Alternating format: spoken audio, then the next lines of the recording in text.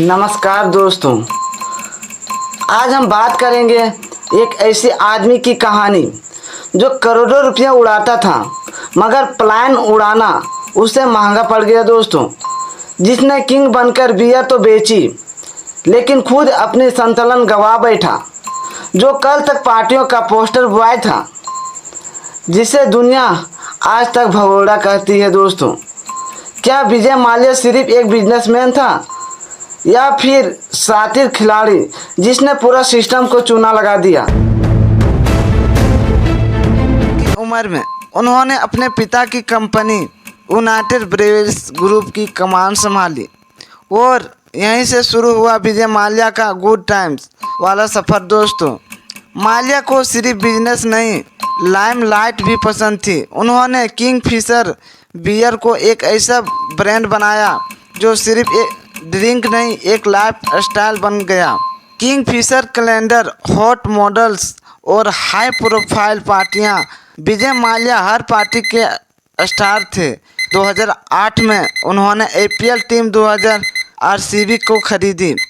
Formula force India से लेकर हवाई जहाज किंगफिशर एयरलाइन तक, माल्या का सपना था कि लोग उन्हें भारत का रिच ब्रैंसन कहे।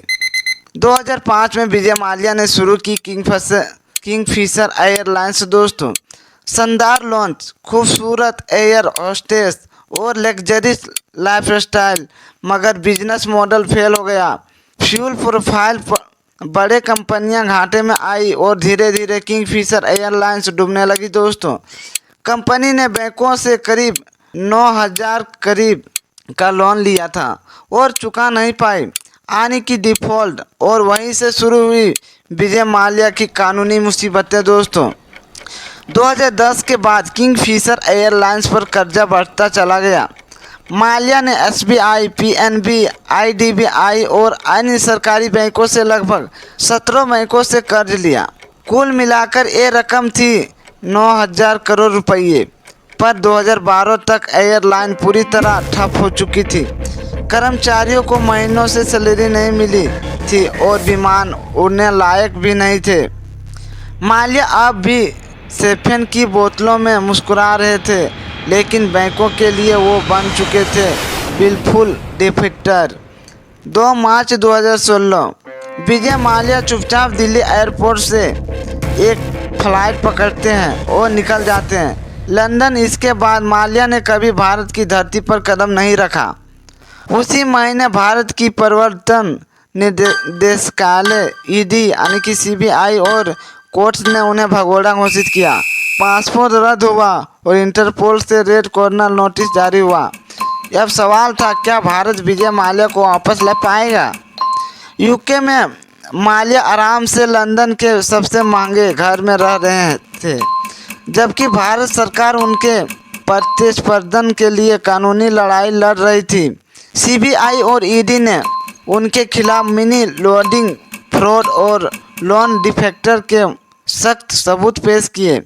यूके की वेस्टमिंस्टर कोर्ट ने दिसंबर 2018 में कहा, हाँ, विजय माल्या को भारत भेजा जा सकता है, लेकिन यूके कानूनी में एक लंबी प्रोसेस है। अपील, मानवाधिकार, होम सेक्रेटरी अपूर्व। आज तक विजय माल्या यूके में ही हैं। माल्या दावा करते हैं कि मैं पैसे लौटाना चाहता हूं, लेकिन ब्याज बहुत ज़्यादा है। वो ये भी कहते हैं कि मुझे पब्लिकली बदनाम किया गया है। बैंकों का कहना है कि माल्या ने जानबूझकर कर्ज नहीं चुकाया। उन्होंने विदेशों में प्रॉपर्टी खरीदी, परिवार को गिफ्ट दिए और खुद को अमीर रखा।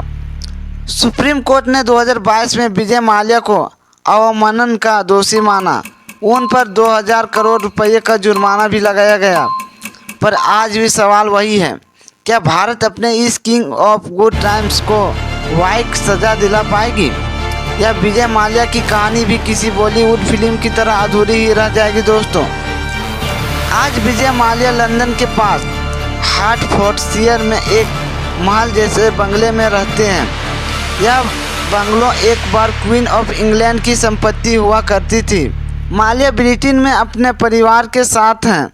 उनके बेटे सिद्धार्थ और दूसरी पत्नी पिंकी लालवानी में वे महंगे क्लब्स में जाते हैं, कभी कभी सोशल मीडिया पर दिख जाते हैं दोस्तों। माल्या ट्विटर पर एक्टिव रहते हैं और अक्सर कहते हैं मैं लोन चुकाने को तैयार हूं, लेकिन सरकार ब्याज ही नहीं माफ़ करती। लेकिन भारत सरकार और बैंक इस ऑफर को सिर्फ छलावा मानते हैं। भारत की प्रवर्तन निदेशालय ईडी और सीबीआई ने अब तक माल्या की 11,000 करोड़ से ज़्यादा की संपत्ति जब्त है। इसमें शामिल है मुंबई की आलीशान इमारतें, बैंक अकाउंट्स, कारें और उनकी एफआई टीम की हिस्सेदारी।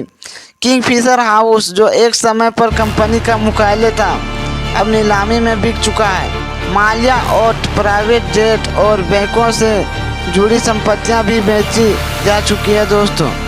विजय माल्या का केस सिर्फ एक आदमी की कहानी नहीं है, यह भारत के बैंकिंग सिस्टम, राजनीतिक और कानूनी की कमजोरियों की कहानी भी है। लेकिन जनता आज भी पूछती है, कैसे इतना बड़ा लोन बिना गारंटी के मिल गया? जब देश का किसान कर्ज ना चुकाए तो जेल और एक अमीर भगोड़ा विदेश में मौज क्यों करता है? विजय माल्या की कहानी एक राजा से भगोड़ा बनने की कहानी है दोस्तों, जहां शोहरत थी, पैसा था, ताकत थी, पर जिम्मेदारी नहीं थी। एक आदमी जो कहता है मैंने कोई जुर्म नहीं किया, पर आज तक अपने देश लौटने की हिम्मत नहीं करता। और यही फ़र्क है गुड टाइम्स और टू टाइम्स में दोस्तों।